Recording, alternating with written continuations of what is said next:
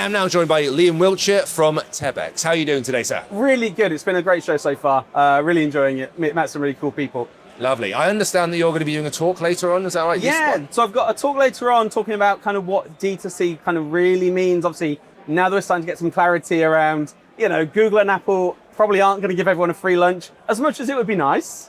What's that actually going to mean? What does D2C look like? And what the real opportunities are over that kind of saving on fees, what the opportunities that maybe have been overlooked in some of the early kind of headlines and the early messaging that we've seen.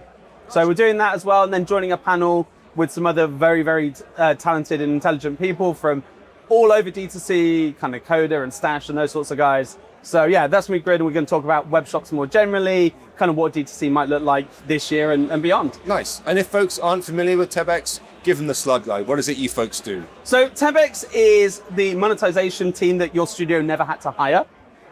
So we're very much, yes, we are a merchant of records, but it kind of underplays a lot of it, where we really integrate ourselves with the teams that we work with. So we see ourselves as an extension to your internal team, whether that's aligning on sales messaging or support messaging. Like our support teams will tailor our responses to, say, billing inquiries based on how, as a studio, you would reply to a player. So we use the same terminology, the same tone of voice, those sorts of things. We don't just do the monetization. We look at how we can support in user acquisition. We're part of Overwolf, so obviously very broad kind of influence in the gaming space. We know a lot of players from PC, mobile, console, and so we can kind of bring all these different things together to really not just say, hey, we'll do payments and tax and handle chargebacks. We do all that stuff, but it's the other things, how we can sort of see this as our own game, and we treat it like our own baby almost. Like, how can we really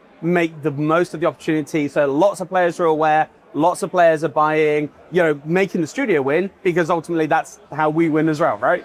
So, two things. First of all, UA versus user retention. I think everyone focused at the beginning of the whole App Store thing about, it was all about UA. It was all about getting users. And then it became about finding valuable users or maintaining the audience that you've got. D2C is one of those things that looks like it might assist with that. I know there's been a lot of chat around it and the potential positives and negatives, but the idea of being able to direct someone to not just something that might be a shop, but also maybe attached to a forum or a community or something like that. Do you feel that's one of the kind of hidden benefits of D2C? And this is, you've almost stolen my talk a little bit, but it's fine. All right.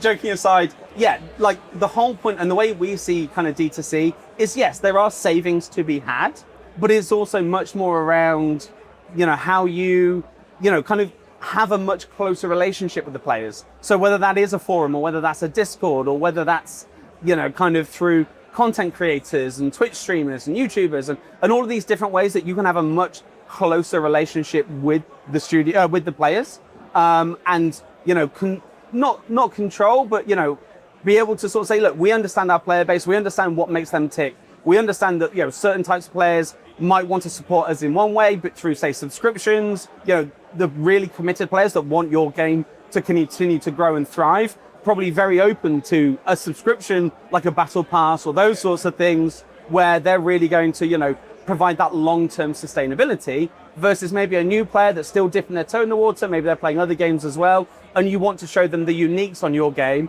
which might even be through kind of free items. It might be, like a loyalty life cycle to kind of get them used to, hey, this is how the game works. We're going to drop you these little bonuses so you can really make the most of the game and build that relationship. And D2C really gives you that control, both with the commerce section, but also then, having them in Discord, in forums, and really having a personal relationship rather than it being through a faceless, in-app purchase, third-party kind of wall almost. Has the subscription service thing really taken off? Now that everyone's conditioned to paying monthly for basically every service or utility that they have in their lives, has that been reflected in the way that people interact with games, or is the one-off microtransaction still alive and well?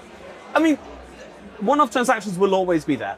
Clearly there's going to be those things, you're in the middle of a game, you're in a pinch, you're like, oh, I just need this extra few coins, I just need these extra gems, I just need this short-term boost, whatever. That's always going to exist. But we're definitely seeing now a lot more of that subscription-based kind of model that, yes, has been made popular by the likes of, Spotify and Netflix and all those companies, right? But We're seeing it now in gaming, and not just in the traditional sense. We've always had battle passes. Okay, that was like the first model. But Tebex, as well as doing the studios and working with the games, also works, and one of our kind of specialisms almost is games as platforms. So games that then have a whole economy and like create an ecosystem within them. The big ones that people know are things like Roblox and things, but we work very closely with Rockstar. So 5M is a role play kind of multiplayer layer that sits on GTA 5, but it's also this massive kind of modding and scripting and map building community as well. And we work with Rockstar. So Rockstar own 5M. We've worked with the 5M team for about 4 or 5 years now. And that whole kind of ecosystem of, buying kind of the maps. So it becomes this like fulfilling loop where someone who's running a server might want to have a new burger bar in their world or whatever. So they can now buy these maps from modders and creators and designers and include them in their game. So the modder's making revenue for selling that map, and then obviously enhances my server so that I have more players so I can make more revenue. But even with those like mods and scripts, we are seeing people move to that subscription model. Which also it's that long-term sustainability again, that if you buy a script as a one-off, well, how long is it going to be maintained for? You don't really know, if they stop making sales, it becomes a point where it's not commercially viable to keep maintaining it. If there's an update to 5M that might break it, there's an update to GTA 5 that might break it, at what point do you kind of have to draw the line? Whereas when it's a subscription base, which a lot of these creators are now going down, they know they've got that revenue coming in every single month, so they will keep maintaining it. They're being, effectively paid to maintain these scripts and these maps so that they are long-term sustainable solutions. And we're seeing that across modding, we're seeing it across games, obviously live service games, very long, life cycles. We measure life cycles of games in decades now, whereas it might have been, months to years. We're now talking decades, for some of these games. Like Minecraft is a brilliant example. And that kind of subscription model really powers the longevity of these games. Well, I think you were talking about the D2C stuff earlier, and I've been talking to other folks about it as well. I think one of the reasons people might have some trepidation is precisely because of the slight unpredictability of what's coming next. So I go to the trouble of setting up my own store, and I try and drag people over, and they maybe start making some payments, because at the moment, the legislation says I can. Well, we're going to wake up tomorrow, we're going to find that Apple's decided to push back against this, which is almost like inevitable, as you mentioned at the start. And who knows what they do? They start charging for linking out every time you click out, or whatever other thing they might try and get. And so there's this possibility, a chance you built this place for nothing, and now no one could go, or it's not feasible to run. Do you see people still who are a little bit cagey about adopting the model, or do you think that people are generally like on board? I think it's a bit of both. So I think, I'm going to make a fairly bold statement. D2C is here to stay.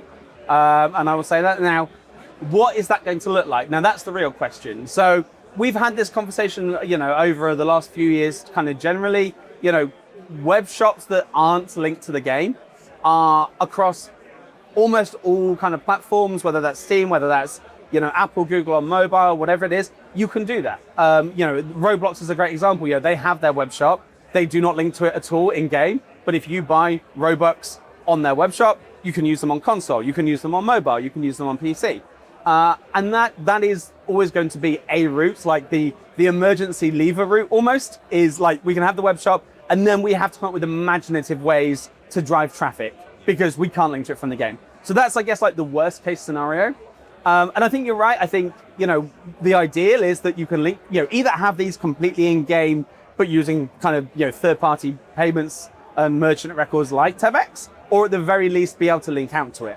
Now, you're right, we're already seeing, the proposed settlement between Google and Epic, where there's some slightly, fees that I think, will that be the final numbers? Probably not. But the reality is it's not going to be free. Apple and Google, do provide value in that discoverability and all the infrastructure that goes behind it. That's never going to happen for free. But it then becomes a balance of, okay, so you can have your web shop that isn't linked to from game, and you can make those 20% savings or 30% savings, whatever that might be.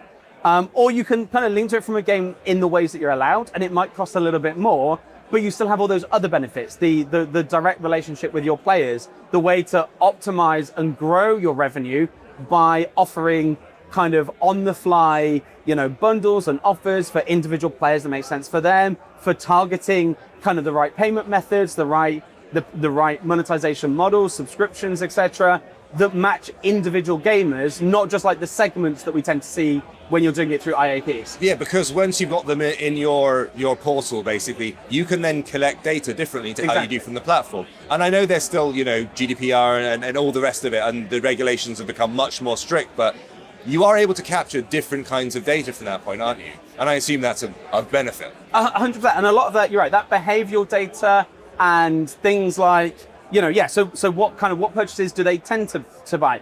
Does it happen on a regular basis? Like, do they tend to buy towards the end of the month, towards the start of the month? Do you know that actually in the moment they're in like a really difficult part of the game? Or a classic example we have is, a lot of the mobile games we play with obviously will have like the tutorial phase where you're learning the game mechanics. So they'll step you through the first few kind of in-game events and you're learning it.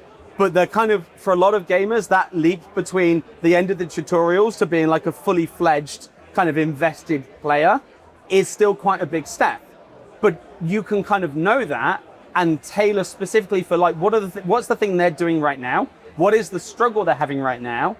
And tailor like maybe discounted offers or bespoke on the fly kind of packages of items that are going to help them get over that hurdle and get them to become a fully fledged member of your community. And yes, you might discount that quite heavily to get them to that point, but if they go on and make 3, 4, 5, 6, 7 purchases afterwards, that pays itself back many times over.